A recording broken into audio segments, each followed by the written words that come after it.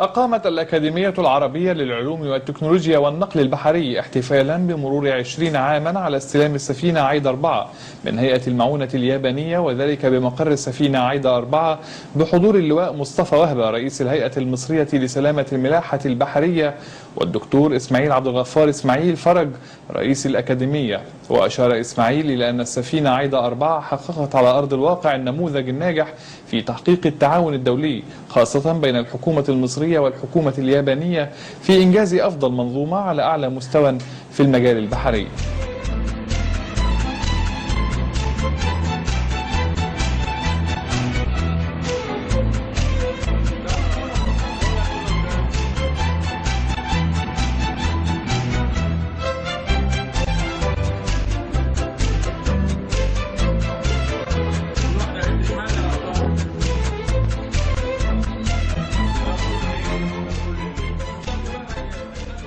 يعني مش هنفصص المواضيع دي جزء ولكن انا يعني اللي يهمني قوي كقطاع النقل البحري المصري مش بس بنتكلم على ايرادات كبيره يمكن ان تدخل لمصر، لا بنتكلم كمان على منافذ كبيره للتهريب.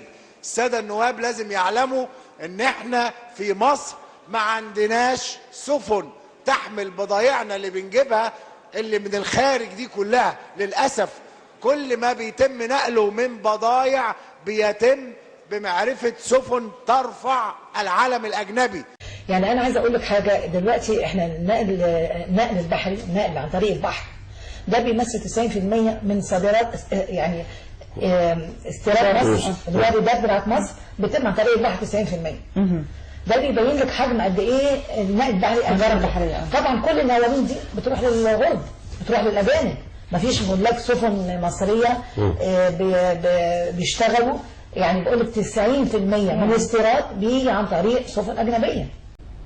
كان ليها بعض التعديلات وبعض الملحوظات، انه برضو ما زال الفساد الإداري يتخلل بعض طرق ومشروعات النقل البحري. بعد غرق بعض السفن هبط مستوى التعامل مع الاقتصاد البحري المصري إلى درجات دنيا لم يصل من 50-60 سنة. حوادث الغرق في مصر لا تتوقف، ما يطرح علامات استفهام على السلامة العامة البحرية والنهرية. تعرض مركب سياحي للغرق في أثناء قيامه برحلة بحرية أمام شاطئ شرم الشيخ، وأدى الحادث إلى فقدان عدد من السائحين. لقي 3 صيادين مصريين حتفهم في حادث تصادم سفينة شحن من مالطا بمركبهم الصغير لتشطره إلى نصفين.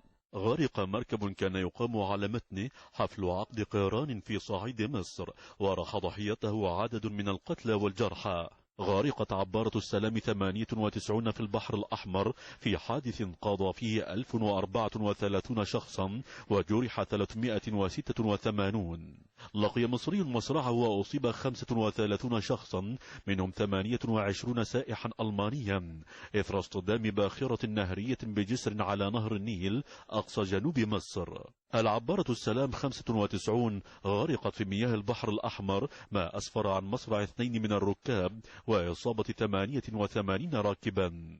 انقلب مركب صيادين مصريين وتم انتشال جثث 14 بعدما غرق 40 صيادا مصريا في ميناء الإسكندرية. غرقت العبارة المصرية سالم اكسبريس في البحر الأحمر، ما أدى إلى مقتل جميع الركاب الذين كانوا على متنها وعددهم 476 شخصا.